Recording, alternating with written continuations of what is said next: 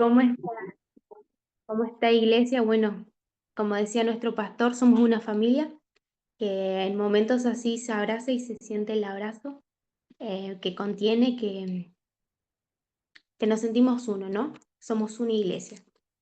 Bueno, como les comentó el pastor, estamos hablando de la carta de Filipenses, por si el público se renueva. La carta está dirigida a la iglesia de Filipos, fue escrita por el apóstol Pablo. Y vamos a centrarnos en el capítulo 3 al capítulo 4, del versículo 15 al versículo 7. Si me puede acompañar con sus Biblias, vamos a hablar de la ciudadanía del reino. Y empieza así en esta parte. Así que escuchen los perfectos. Todos debemos tener este modo de pensar. Y si en algo piensan de forma diferente, Dios le hará ver esto también. En todo caso, andemos de acuerdo a lo que hemos alcanzado. Y primeramente quiero centrarme en esta palabra de Pablo que nos decía perfectos. No como algo terminado, sino como esa convicción de que estamos siendo perfectos, de que Él nos ve como perfectos, aunque estamos siendo procesados, ¿no? Él tenía la convicción de que Dios estaba obrando en la iglesia de Filipos y en nosotros también, y nos llamaba perfectos. Así como también obró en su vida, ¿no? Pablo hablaba de la convicción que tenía de que Dios estaba obrando en su vida y que también él veía esta perfección. Y decía que a los que no estaban convencidos, que sea Dios quien convenza, ¿no? Que sea Dios quien los persuada, que sea Dios quien le dé esta convicción de que ellos iban a llegar a ser perfectos, ¿no? Perfectos en Dios, en Cristo, en esta unidad. Así que tengamos esto en mente, de que Pablo nos hablaba con unos ojos de fe, viendo lo que no es todavía como si era, y llamándonos así, perfectos, a esta iglesia. Y después, más adelante, en el capítulo 17 al 21, si me acompañan a leer, va a decir, hermanos, sigan todos mi ejemplo y fíjense en lo que se comportan conforme al modelo que hemos dado. Como he dicho a menudo, y ahora le repito hasta con lágrimas, muchos se comportan como enemigos de la cruz de Cristo. Su destino es la destrucción, su Dios es el estómago y se enorgullecen de lo que es su vergüenza. Solo piensan en lo terrenal. En cambio, nosotros somos ciudadanos del cielo, de donde anhelamos recibir al Salvador, el Señor Jesucristo. Él transformará nuestros cuerpos miserables para que sean como su cuerpo glorioso, mediante el poder con que somete a sí mismo todas las cosas. Y acá vemos cómo Pablo nos va a hacer una comparación, ¿no? Nos va a hablar de dos modelos, de los que se comportan como enemigos de la cruz y de los que son ciudadanos del reino. Y primeramente quiero enfocarnos en qué es ser enemigos de la cruz. ¿Qué representa la cruz? La cruz va a representar gracia y misericordia. Y personas que son enemigas de la cruz son personas que pueden hablar de misericordia, pero que cuando vemos sus acciones van a reflejar juicio, van a reflejar condena, van a humillar a las personas. Estos son los enemigos de la cruz, porque aunque hablan de misericordia, no piensan, no creen en la misericordia y la gracia del Señor. Y eso coincide con la forma de actuar. Entonces son enemigos, están entre nosotros, nos hablaba Pablo con angustia, con lágrimas, con esta emoción de dolor, ¿no? De que están entre nosotros, pero hay que saber diferenciar los que están en la iglesia, pero también hay ciudadanos del reino, personas que viven conforme a la cruz, ¿no? Que se comporta, que coincide con la gracia, con la misericordia que vivieron, ¿no? No están para apuntarnos, no están para señalarnos, sino para darnos una palabra de esperanza, de exhortación, cuando sea necesaria. Y volviendo un poquito también a la primera parte, cuando Pablo nos habla de, hermanos, sigan todos mi ejemplo, Pablo va a mencionar esto en varias de sus cartas. Pablo va a decir, sean imitadores de mí, como yo lo soy de Cristo. Y lo repite en varias cartas. Y me parece muy importante detenerme acá porque él se va a poner como ejemplo para que nosotros podamos aprender a vivir como ciudadanos del reino. Y es importante este dato, ¿no? Como psicopedagoga les comento que el aprendizaje es una constante en nuestra vida y que el aprendizaje significativo se da a través del ejemplo, de que vemos el ejemplo del otro, ¿no? Podemos aprender por libros, sí, por información, por textos, sí, pero los aprendizajes más significativos de nuestra vida los vemos y los adquirimos a través del ejemplo del que tenemos al lado, del que elegimos aprender, porque eso es otra realidad. Elegimos de quién aprender, elegimos de quiénes nos rodeamos. Y Él nos llamaba a fijarnos, a elegir qué persona y de quién tomamos el ejemplo, porque dice, fíjense de los que se comportan conforme al modelo que hemos dado, ¿no?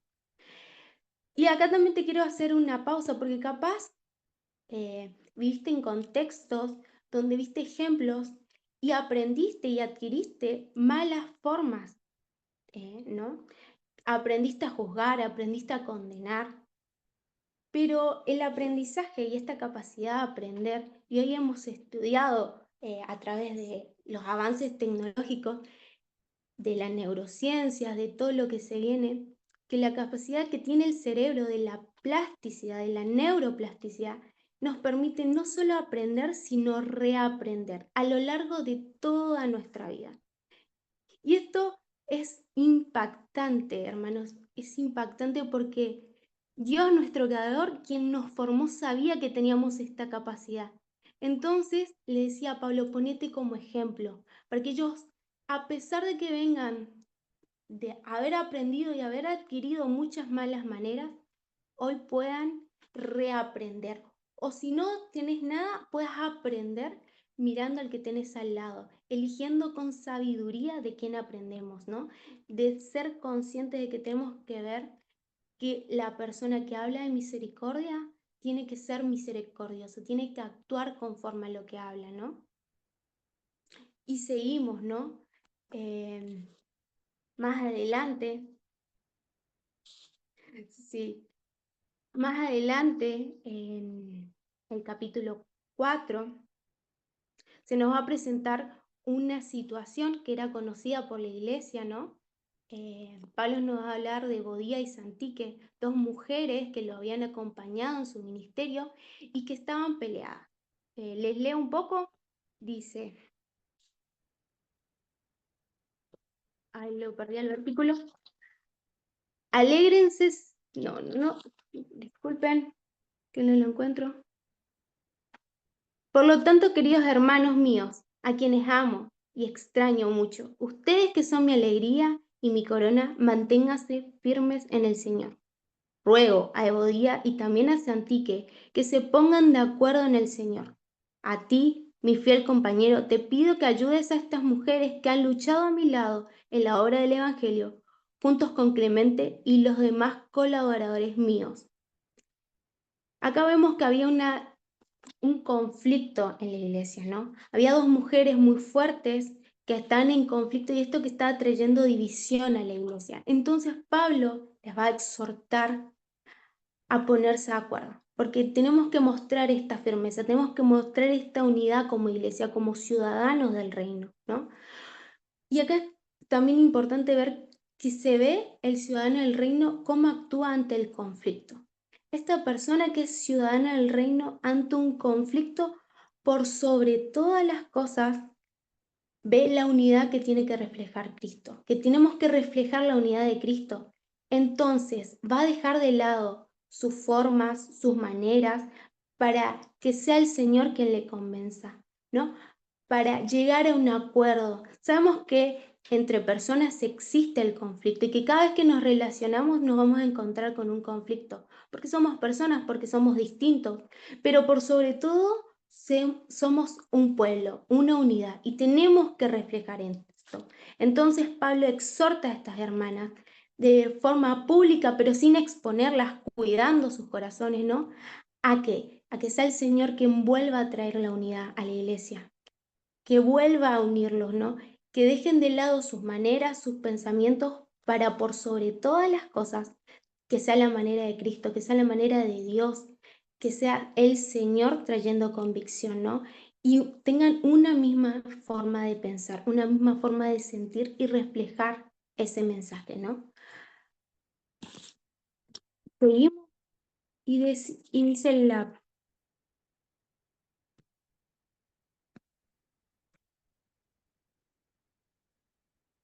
dice los últimos capítulos: alégrense siempre en el Señor.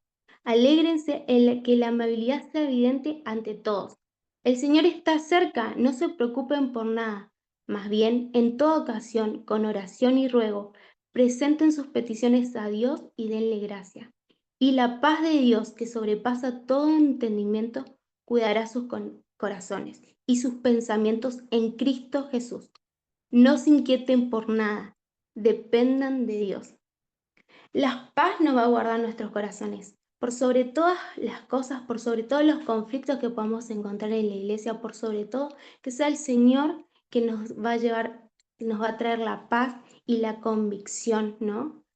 Que nos alegremos, que confiemos. Esta carta está muy reflejada el gozo. Pablo constantemente nos va a decir en esta carta: gócense, alégrense, confíen en el Señor. Por sobre todas las cosas, nosotros tenemos que tener nuestra confianza en Cristo, en quien nos llamó, en quien nos salvó. Esto es importante, dependamos de Él y que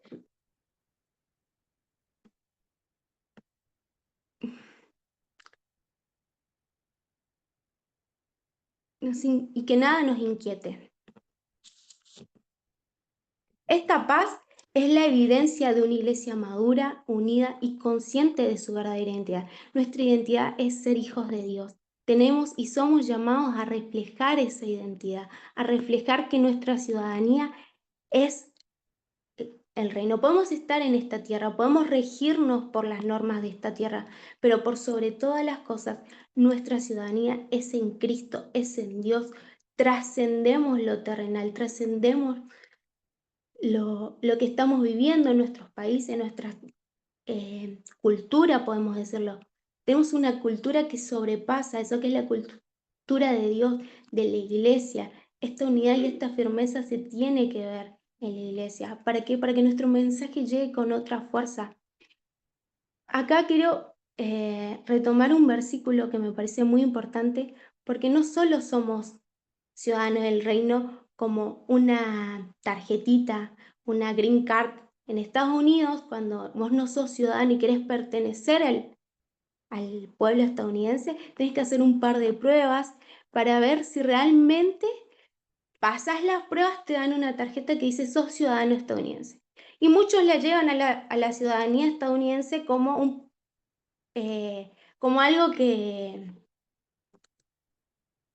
como algo que demostrar, como mirá lo que tengo, mirá lo que logré, mirá lo que conseguí. Y nuestra ciudadanía, que es del reino, no es solo para mostrarla, es para algo más. Tiene una misión, tiene un objetivo, que es reflejar la luz de Dios, es reflejar el amor de Cristo, es seguir hablando de la cruz, de lo que nos salvó, de lo que nos restauró. ¿eh? No es solo mostrarnos, es ser y mostrar la unidad de la iglesia. Y quería leerles este versículo que está en Primera de Pedro, desde del 2 al 9, que dice: mas nosotros somos linaje escogido, real sacerdocio, nación santa, pueblo adquirido por Dios, para que anunciéis las virtudes de aquel que nos llamó de las tinieblas a la luz admirable.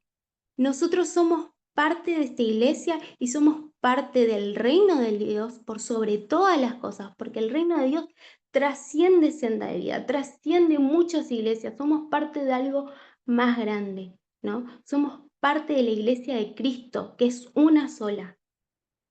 Y somos pueblo escogido, linaje del Señor. Tenemos que actuar coherente a esto, a lo que somos, a nuestra identidad en Cristo, en Dios, como hijos suyos. Nación santa, pueblo adquirido por Dios. ¿Para qué? Para que anunciemos las virtudes de Dios, de quien nos llamó, las virtudes que nos llamó de las tinieblas. ¿Cuántos fuimos llamados de la oscuridad, del pecado y traídos a la luz? Esa es nuestra misión. Por eso debemos estar firmes, por eso tenemos que la iglesia tener esta unidad, para que este mensaje de amor, de restauración tenga impacto. Porque no podemos hablar de unión o no podemos hablar de restauración si tenemos una iglesia dividida. Si tenemos una iglesia donde por sobre todo hay conflicto, hay egos, hay orgullos, ¿no? ¿De qué amor me estás hablando? ¿De qué misericordia? ¿De qué restauración? Si no hay unidad. Es incoherente el mensaje. Y nosotros como iglesia tenemos que buscar esta firmeza, esta unidad, ¿no? De ser coherentes, de que ante el conflicto nos recordemos que somos ciudadanos del reino, que sobre todas las cosas tenemos que ser una iglesia unida, porque tenemos una misión, que es llevar el mensaje de la luz que nos restauró, que nos sacó de las tinieblas, ¿no? Y que nos trajo a su luz admirable, que por eso hoy estamos acá hablando de gracia, de restauración. La verdadera ciudadanía no se lleva en un pasaporte, sino en nuestras vidas, en nuestro cotidiano vivir, en el día a día, en cómo enfrentamos las situaciones cotidianas, recordando que somos y que trascendemos muchas veces estas cosas, estos conflictos, que tenemos nuestra mirada puesta en Cristo. Somos embajadores del reino, sí. Todos nosotros representamos el reino de Dios. Somos representantes de Cristo en la tierra y tenemos que estar unidos, tenemos que estar firmes, tenemos que resolver nuestros conflictos con madurez, con discernimiento, que sea el Señor y pedir al Señor que nos traiga convicción. ¿eh? Al principio decía que sea Dios el que les convenza, que sea Dios quien nos persuada, ¿no? Que tengamos todos un mismo sentir, llamados a reflejar la luz de Dios, la luz de Cristo, y así alumbrar a nuestra ciudad, alumbrar a los que nos rodean, alumbrar, llevar la luz, transmitir la luz del Señor, viviendo con madurez, unidad y paz. Así que eso le quiero compartir, hermanos, eso le quiero dejar, ustedes se puedan quedar con esto, ¿no? De saber que hoy tenemos la capacidad de que si aprendimos mal, de que si vivimos mal y que si actuamos mal, hoy podemos reaprender, ¿no? Reaprender a vivir como Cristo nos mandó, ser ciudadanos. Le cuento un poco mi historia, ¿no? Yo también crecí en una iglesia que vi muchas veces esta dualidad. Hablaban de misericordia, hablaban de gracia, pero eran los primeros en juzgar, eran los primeros en hacerlo. Y yo aprendí a hacer eso, aprendí a juzgar, aprendí a criticar, pero el Señor me sacó de ahí y me puso gente nueva de la cual aprender a ser ciudadano. Dije, yo no quiero seguir esto, elegí que no quería vivir de esta forma, que no quería vivir en base a lo terrenal y me enfoqué en aprender nuevas formas, reaprender lo que había aprendido, reaprender a ser ciudadana del reino, a transmitir la unidad de Cristo. Y capaz cuesta un poco más y capaz si sos nuevo tenés que aprender todo esto, es un poco complejo, pero hoy tenemos en la iglesia muchos ejemplos. Tenemos líderes, tenemos pastores, que vos puedas enfocarte en lo bueno y en aprender a ser un ciudadano. ¿Para qué? Para reflejar la luz de Cristo, para reflejar la cruz, ¿no? Que fue la que nos salvó, que fue la que nos restauró, su amor que nos sacó de las tinieblas y hoy nos está llamando a mostrar, a mostrarla y a iluminar todo lo que está a nuestro alrededor. Por ahí, eso es todo. Bueno, gracias, Ale. Gracias por tu reflexión. Estábamos viendo Ciudadanos del Cielo, nos compartía Ale hoy, ¿no? Desde Misiones, ¿no? Que parece que está tan cerquita con el Zoom y acá estamos. Como ciudadanos, cuántas cosas tenemos que honrar, la visión de reino que tenemos como iglesia y cómo nos comportamos como ciudadanos, ¿no? Cuántas cosas nos aconseja Pablo en esta carta. No sé si usted, Pastor Diego, quiere continuar con esto. Sí. Ale, abrí un poquito el micrófono. Déjame que te quiero preguntar algo. Sí. Em, vos dijiste que, sin hacer comparaciones, ¿cómo te das cuenta que no te comportabas como una ciudadana del cielo? ¿Cómo Dijiste, me daba cuenta? Sí, sí, claro, sí. dijiste que chismeaban, cuestionaban, pero ¿cuándo uno hace un clic? Porque nos ha pasado con mucha gente que ha venido creyendo que caminaba como un ciudadano del cielo. Entonces, algunos me hacen así. Caminar como un ciudadano del cielo no es ir a una iglesia, digo. De hecho, en los nuevos generalmente yo creo en Dios. Y a veces nos pasa con los que se bautizan, yo creo en Dios. Y Satanás también cree. ¿eh? Lo dice la propia palabra, el enemigo también cree. Es creerle a Dios, es creer la historia del Evangelio. Entonces hay una diferencia enorme entre ser un simpatizante del reino y ser un ciudadano del reino. ¿Ale? ¿Cuándo haces un clic? Bueno, ¿cuándo hago un clic? Primero, cuando veo a personas que sí eran ciudadanos del reino. Ver a una persona que hablaba de gracia y que hablaba de misericordia y se comportaba con esa gracia y con esa misericordia en acciones concretas, en palabras, en no juzgar al que estaba herido, en abrazarlo, en mirar por fe, ¿no? Lo que no era, ahí me empiezo a dar cuenta que mis conductas no coincidían con lo que capaz discursivamente me habían enseñado. Pero la convicción la trajo el Espíritu Santo. Esa convicción fue a través de oraciones de querer ser genuino, ¿no? Había un versículo que a mí me hizo clic que decía, porque no los conozco, decía Dios, los que no los conozco, porque muchos hablan, profetizan, pero dice el Señor, pero apartados de mí, hacedores de maldad, porque no los conozco. Yo dije, Señor, puede ser que sea yo una hacedora de maldad, que hable, que profetice, que haga, que accione, pero realmente vos no me conocés, realmente yo no te conozco. Y ahí fue como una oración y una convicción que el Señor trae a mi vida, decir, quiero conocerte más. Y para que vos cuando más conoces al Señor, más ves esto de que tus conductas tienen que reflejar el amor de Cristo, de que tus conductas tienen que hablar de misericordia. Sí. Y no es solo que digo, pregunto en esta noche. La moda, me considero un ciudadano del cielo, un ciudadano del reino, pero me gusta, escucho cualquier música, la música tiene influencia. Me considero un ciudadano del reino, hablo de cualquier manera. Lo que decimos, lo que declaramos, parejas de años, los sentamos y les decimos, pero ustedes siguen hablando de separación, nunca hicieron un pacto. Eso tenemos que hacer, ¿no? Parece como que descubren América. ¿A qué nos lleva todo esto? Tenemos unos minutos. Abro a esto. ¿A qué nos lleva? A pensar, mire que tengo varias sorpresas ahora, a que la verdad es que el Espíritu nunca me mostró que yo vivía como pensando que viene el reino, pero vivía como un ciudadano terrestre, de la tierra.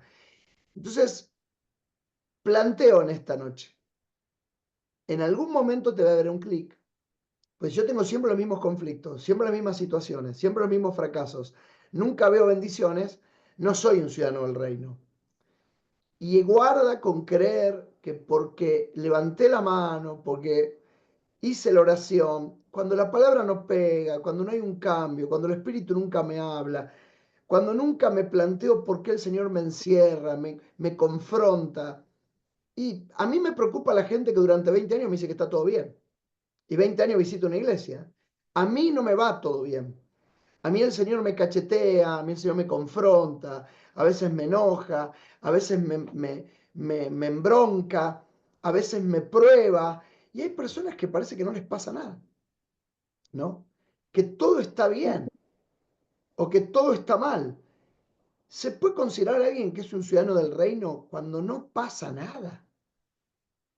Bueno, creo que ahí hablaba un poco de la coherencia, ¿no? Uno es hijo de Dios, ¿no? Y cuanto más afirma su identidad como hijo, más firme es ante la moda, ante lo urbano, ¿no? Ante lo que viene, ante lo que te dicen, ¿no? Si vos estás convencido, y cuanto más convicción uno tiene sobre quién es más firme ante todo lo que el mundo nos ofrece, ante todo lo que el mundo nos trae. Pero ¿cómo afirmamos nuestra convicción? Y yo creo que es en intimidad con el Espíritu, en intimidad con Dios, en conocerlo más a Dios, y ahí conocemos más la identidad que nosotros reflejamos, ¿no? Y como decía, coincide lo que pensamos con lo que hacemos, con lo que actuamos y cómo vivimos. No podemos vivir como hijos de Dios, como ciudadanos del reino, si nuestras conductas, nuestras acciones no coinciden como tal. Entonces ahí nos damos cuenta quién es un ciudadano y quién no, porque no vamos a hablar de prosperidad, de un Dios que abunda en generosidad, de un montón de otras cosas y no verlas reflejadas. Aparte, al principio de la carta el Señor, Pablo hablaba de que somos perfeccionados, que el Señor nos perfecciona. ¿Entendés? Que estamos en un proceso constante.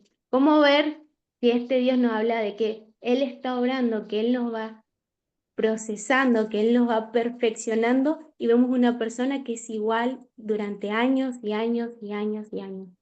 No hay pareciera ser que no está obrando el Señor. Bueno, ahí la tiene, ¿eh? Ale Lescano, la hija de nuestros pastores de misiones. Gracias, Ale, en esta noche. ¿Alguien quiere agregarme algo sobre esto? Sobre parecer y ser. ¿Mm? Una manera de Sí, parecer, pero finalmente no terminamos sí, siendo. Diego, yo digo que cuando vos recibís al Señor, el Espíritu Santo que mora dentro tuyo, cuando vos haces acciones que no corresponden, se constriñe dentro tuyo Mm, y te produce un dolor y sabés que ese dolor viene de parte del Señor. Entonces te hace revertir esa situación, te muestra esa situación que vos accionaste mal o hiciste mal mm. y Él mismo te corrige. Impresionante. Pastor, Sí, yo Carlitos. buenas noches para todos. Yo creo también que el tema en la parábola del trigo y la cizaña tiene que ver con esto también, o sea, un grupo que conviven todos, como decía la hermana recién, pero que unos son trigo y otros parecen ser trigo, pero no lo son. Mm. Entonces, tienen que convivir ambos, como dice el Señor en la parábola, dejen que crezcan juntos y al final de la siega ahí viene la separación. Vos Lo sabés que, triste es vivir toda una vida creyendo que soy trigo cuando no lo soy. bueno, Eso es vos lo más terrible. diste con la clave. Ayer estuve con 4 de los pastores de área y les dije, me paso el vivencial, me paso el previdencial hablando del espíritu anticristo y todos creen que el espíritu anticristo es el que está en la esquina haciendo macumba y el espíritu anticristo está dentro de la iglesia. Es el que rompe la visión, es el que trae murmuración, es el que nada le cae bien, es el que siempre es especial. Y yo estoy en este tiempo diciéndole a todos, pero escúchame, el espíritu de anticristo está dentro de la iglesia, no afuera. Satanás no es tonto. Y es lo que dice Carlos. Es la cizaña que cree que es trigo. Y que todo tenemos paciencia y nunca lo confrontamos. Le decimos, escúchame, pará. Así no se comporta un ciudadano del reino. El concepto ciudadano del reino, que quede, no es parecer, sino es ser. Maravilloso.